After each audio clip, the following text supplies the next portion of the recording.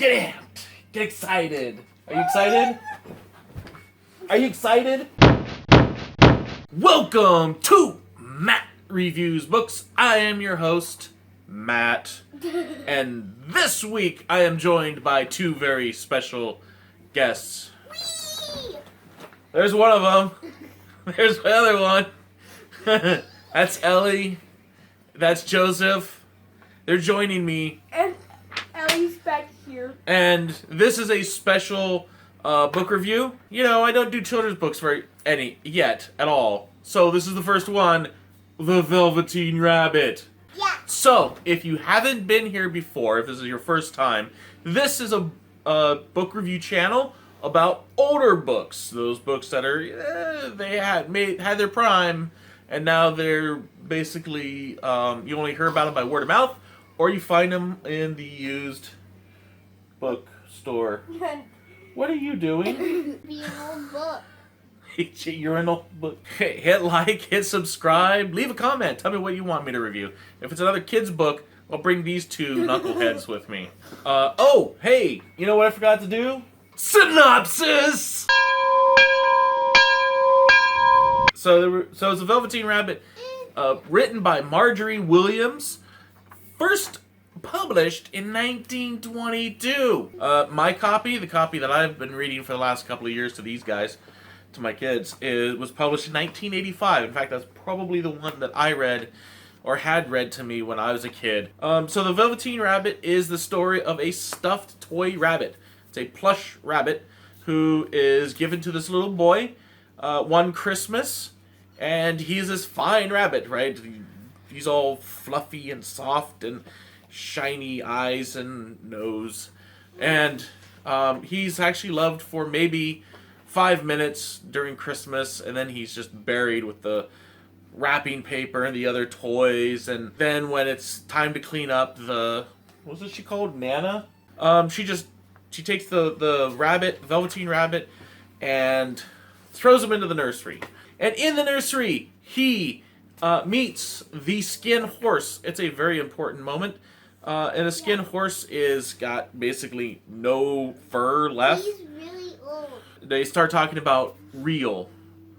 And the Velveteen Rabbit asks I think is the very core of the story, what is real? She's got the page open. It's a thing that happens to you when a child loves you for a long, long time.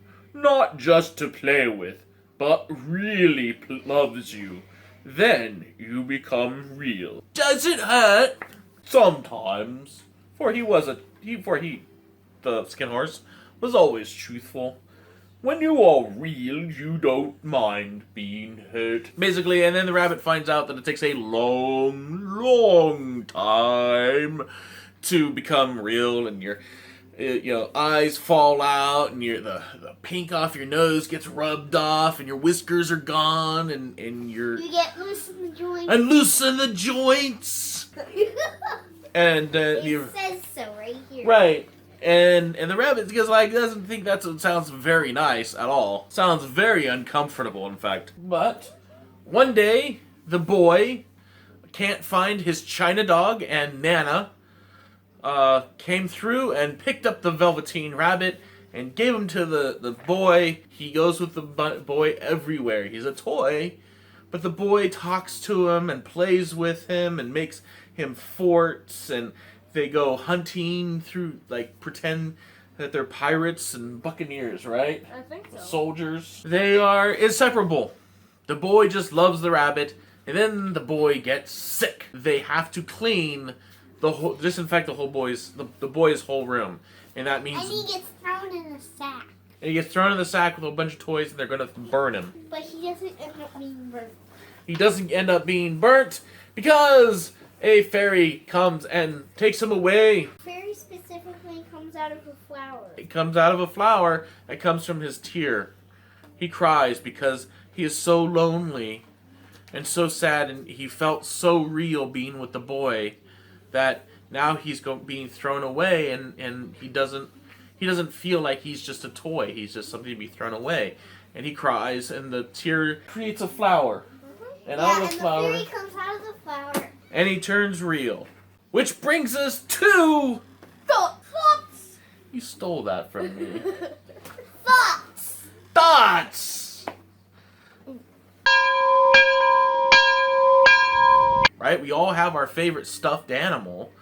Our stuffed plushie. However you call it. I had a teddy bear.